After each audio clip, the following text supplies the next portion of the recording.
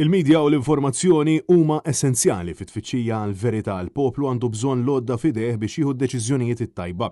Sostna dan il-kap tal-Partit Nazzjonalista Bernard Grech kif kien qiegħed jindirizza l-ewwel forum nazzjonali dwar il-medja u l-informazzjoni f'Malta bil-kap tal-Partit Nazzjonalista ifakkar illi ċittadini Maltin u Awċin suppost għandhom f'idejhom diversi għodda biex jiksbu l-informazzjoni. Din l-inizjattiva tal-lum kienet meħtieġa f'dan iż-żmien li qed jgħix pajjiżna għaliex il-medja u l-informazzjoni huma essenzjali fit-tfittxija għall-verità.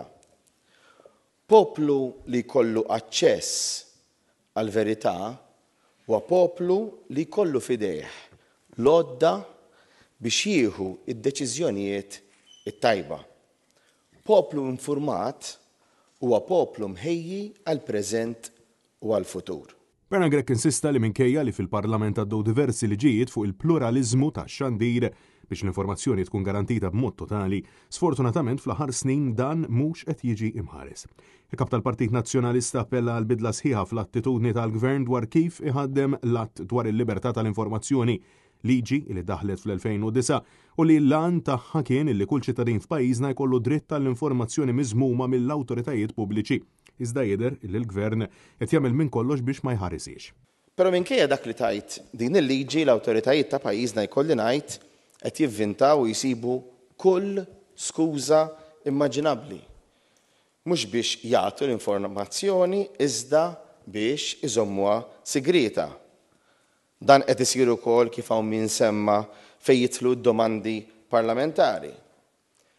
Però din iż-żamma tal-informazzjoni fisser li ċ-ċittadini Maltin u Awċin qegħdin jiġu imċaħda mid-dritt tagħhom li jirċievu l-informazzjoni li abbażi tagħha mbagħad ikun jistgħu jieħdu d-deċiżjonijiet importanti għalihom għall-familji tagħhom u għall-pajjiżna. Bernard Grech sostna li huwa inaċċettabbli illi l-ġurnalisti qed imorru l-qorti biex jiksbu informazzjoni li tkun fidejn il-Gvern war minn hekk illi l-qorti tordna li l-Gvern jipprovdi l-informazzjoni u dan jibqa' jkaxkar saqajh.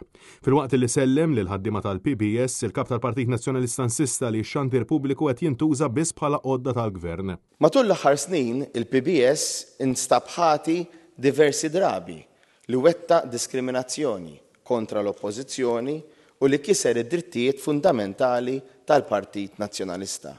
Dan mhuwiex aktar aċċettabbli. Wasal iż-żmien li l-PBS isir tassew xandir nazzjonali bi struttura serja u indipendenti mill-Gvern tal-ġurnata. U dan determinat illi nwettqu.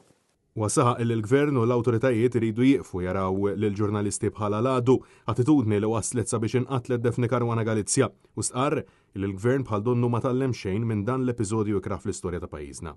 Taqtawx qalbkom. Komplu aħdmu. Komplu insistu li tingħataw l-informazzjoni. Komplu saqsu anke lilna il-mistoqsijiet. Komplu waslu lill-poplu Malti l-informazzjoni kollha. Komplu kunu parti essenzjali mid-demokrazija ta' pajjiżna. Komplu użaw il-poter ġurnalistiku b'responsabilità.